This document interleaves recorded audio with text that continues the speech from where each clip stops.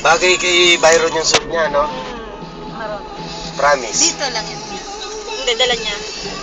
Promise, hanggang gumapo siya dun sa dala niya. Dami Oh! tawag pag... Sama ka na sa amin! Yeah!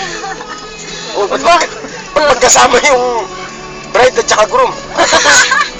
Baka tapos na yun. Baka tapos na, papunta na sila sa honeymoon.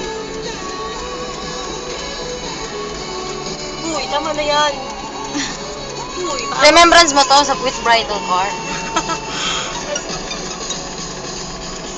si Ma'am Nilo. Pati yung ano.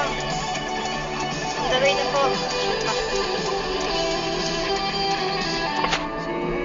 Sinong Ma'am Nilda?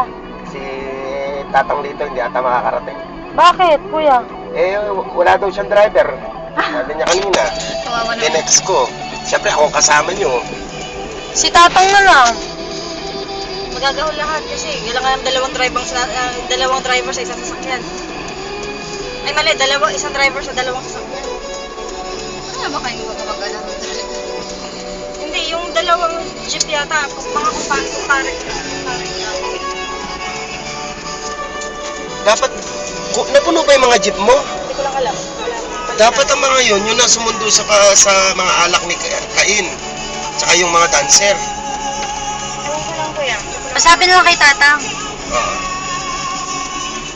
Eh, yung lechon, saan isasakay? Sa jeep na lang po. Si Papa naman po kayo, marunong naman yun. Oo naman. Hindi ka naman lalabas dyan kung di marunong yun. Dapat kuya nagbarong ka eh.